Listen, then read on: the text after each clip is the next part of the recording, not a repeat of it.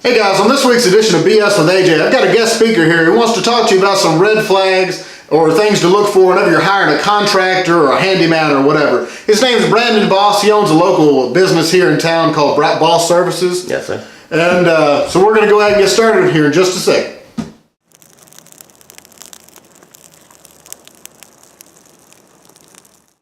All right, well, first we'll go with getting your basic research for anything you want to hire out. If the tools they need, the steps involved, so you don't get taken advantage of or come up missing a lot of money for no reason. Yeah, there's a lot of situations that I've run into personally where people, you hire people and you think they know what they're talking about, and it turns out they don't so much. For instance, I went to go look at a job one time and they thought they needed a new entire duct system under their house. Their friend had told them this, and they was going to charge $700 to change it all. Well, the first thing, if you don't know anything about it, you need to do just a little bit of research to get a general price. But $700, that won't even cover the parts, really. So, I mean, that's something you need to kind of look out for. And if you're disabled, elderly, or a loved one you may not can get under the house or in the attic to check on certain things, and you're really just taking their word for it. And that would kind of go under proper tools is something we wanted to talk about. And that goes in your basic research. If you know what they're supposed to show up with and they got a hammer and a bucket, something's clearly gone wrong here. Definitely. Unless they're doing an estimate, of course. Now, I showed up on several jobs with literally just a tape measure and a notepad because I'm trying to get a general idea. And you got to get a list going of all the materials you're going to need and figure out what tools you're going to need, because each job is just a little bit different. But like he's saying, if you come to a job and actually going to do the work and he comes with no tools, that's definitely a red flag. And when you're doing your research and you can get an idea of their price and all the things entailed in that, and you get to talking to that person, do they have references or even a referral? A 40-year-old man should have more than one reference or referral. Obviously, if they're young, starting out, probe them a little bit, talk to them, and use your own judgment on most of them. Definitely, but like I said, with the young people, they may not have anybody right off, because I mean, when you're first starting into this thing, you need to know a little bit, definitely. But you know, if you're just first starting, you're not going to know these people. Like, hey, I did this job for this person, and this is what they thought of it. If you're their first job, hopefully they'll be honest and let you know that, but there's no guarantee. So maybe you should ask them if they have referrals or something. Yeah, I always would. I had one guy as a referral. He just seen me working for a contractor he had hired, and so he was my starting. I did work for this man, and we did this, and that's your kind of foot in the door. Yeah. And that leads to, I guess, appearance to a point. The main guy should look like he can afford to eat and be somewhat presentable. The help is going to be kind of a fly by the seat of your pants. They rotate in and out. Yeah, especially on some jobs, if you know you're going to get under the house and really dirty, they're probably going to show up in a holy shirt or something like that. Something they're not going to care to work in necessarily. Or painting. Yeah, if they got paint stains and stuff like that, yeah, of course. So don't just drag them through the coals about their clothing, but if they just show up looking a hot mess all the time, or just maybe on drugs or something, that's a clear sign. Or if your loved one said they hired a man to do whatever, and just list off a few things, that should be a red flag to you to not tell them what to do. I know some of them can be kind of stubborn. Yeah, definitely. But maybe just give them a little heads up there. Yeah, that's for sure. And now we'll go into them, the contractors. If they're being difficult to deal with, maybe rude or pushy, that can be a problem. Say you're trying to get them to come out and look at the job.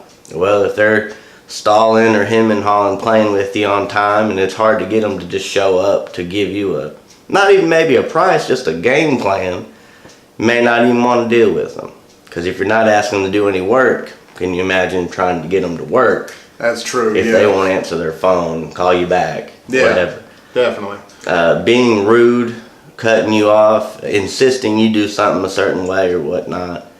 If they're not listening to the homeowner's needs or wants, then it's not really worth your time. But there are times they need to be pushy to educate the homeowner on certain things, but not everything. Yeah.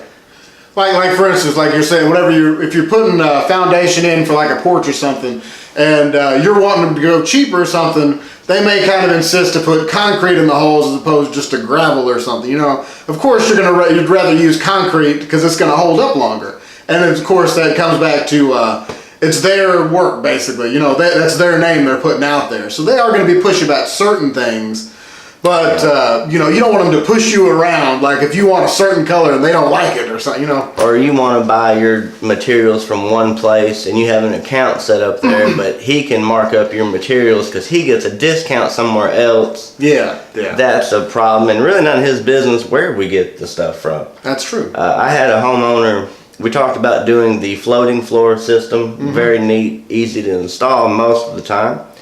And he showed up with, I guess, the cheapest floor system we could find. It had this adhesive strips and 8 pets in the home. Well, when you're trying to get these things snapped together, if you're not familiar with it, you may not know what I'm talking about, but they just snap together.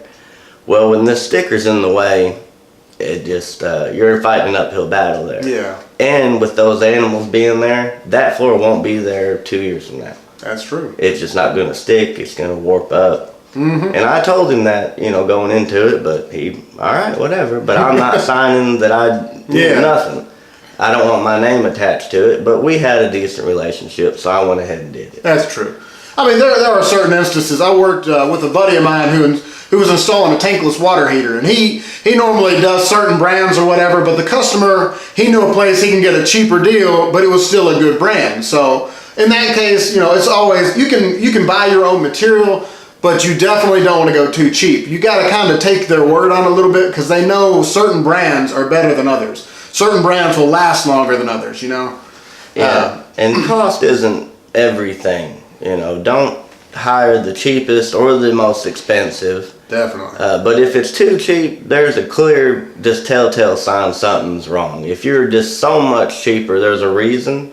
Yeah. And it's because they want to cut corners, like you were saying earlier. They may not even done no work on that $700. Yeah. They might have beat around a little bit and took your money. Yeah. And what changed? Other than you not having $700. Exactly. Your wallet. That's all that changed in that instance. Yeah. I mean. And they're around. You got to watch them. Giving people money up front for materials. I had a guy. He just recently passed away. A buddy of mine had a roof done. Paid for the shingles through the contractor. Well, the company who sold him the shingles called him wanting their money. He went and got the stuff, never paid for it.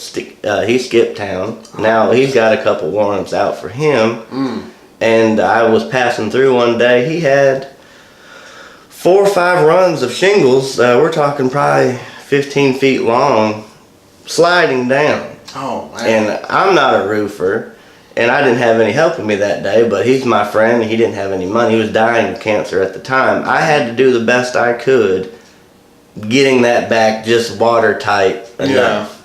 Yeah. He didn't have another couple months left of his life, but say he, you know, was going to live there another 20 years. Yeah. Well, that was a lost roof job. That's no kidding. And I don't even think it was too cheap of a job, to be honest with you. It was just the appearance came up. And just the overall difficult to deal with. Now, you don't want to just turn your head at people if they ask for some of the material costs up front, though, because in some instances, like if they don't have the money to cover, if it's a big job, like for instance, I just bid a duct job and the material itself was close to $3,000. Now, if you're a contractor or like a handyman, a small business, you're not necessarily going to have $3,000 right off. No. So in some instances like that, as long as they look trustworthy and, you know, as long as there's not more than one red flag that we talked about earlier, it's not a bad idea to do that necessarily, right. But like if he comes in looking like he's possibly on drugs, or if you can't get him to come over, you know, if you're having a hard time getting him to come over and then he asks for money up front, maybe go a different direction. Or just can't take a check. Yes. Or that I've run into that with my help, having to go with them to the bank and use my account to, you know, 30-year-old man, you ain't got a bank account. That's, right. Yeah.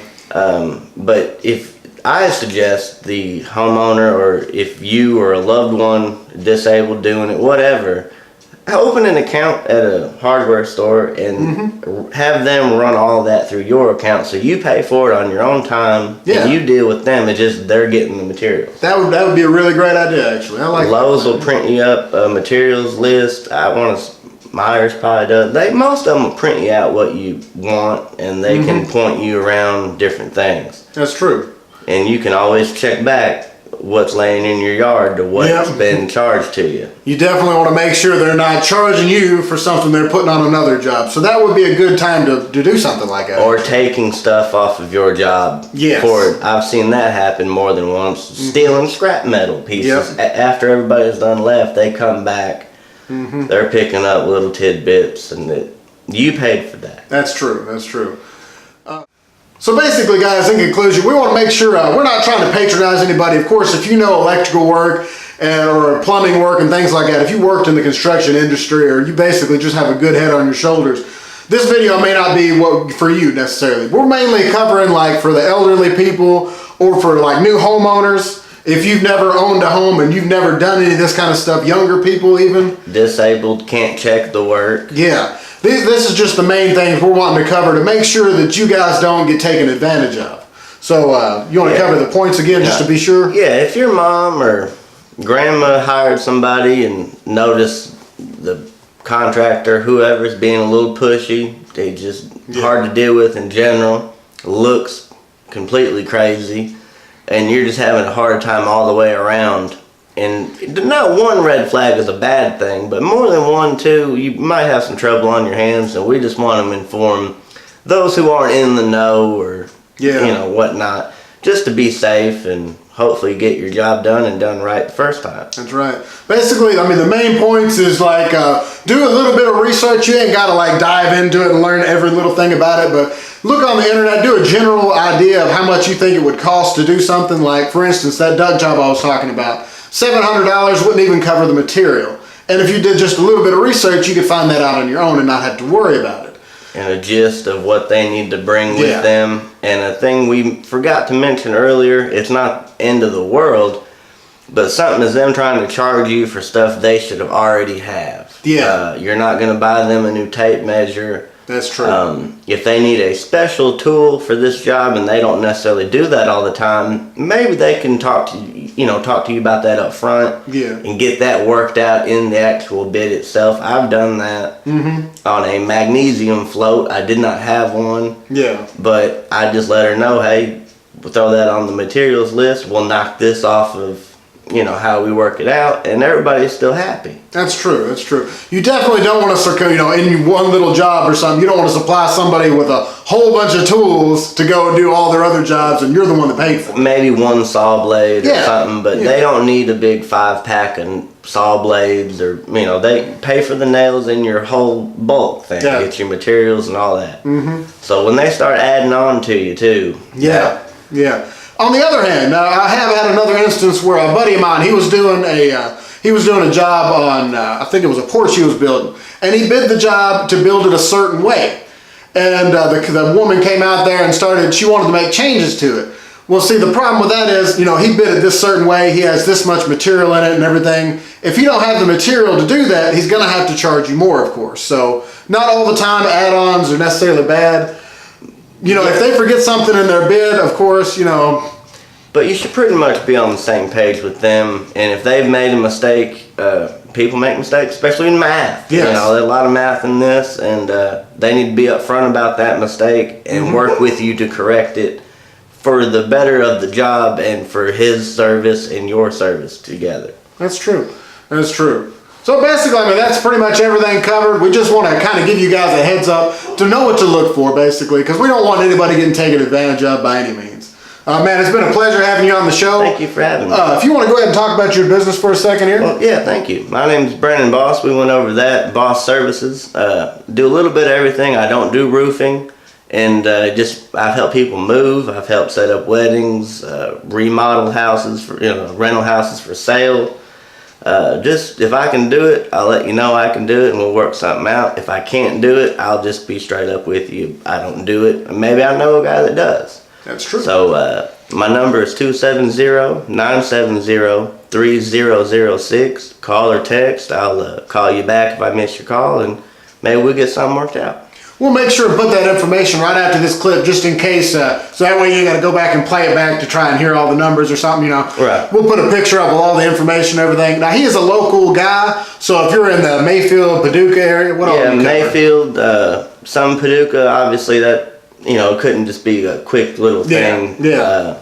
But if you've got a handful of things you want to get done, or maybe just need help getting done, just, you know, call or text and we'll see what we can do with you. All right, man. Like I said, it's been a pleasure having you on the show. I appreciate you coming out. Don't forget to like, share, and subscribe, and consider supporting BS with AJ on Patreon so we can do bigger and better projects for you guys. Also, don't forget to hit that notification bell so that way you know when I post new videos. And if you have any questions or comments, be sure to leave those down in the comment section below. I'll see you guys next week.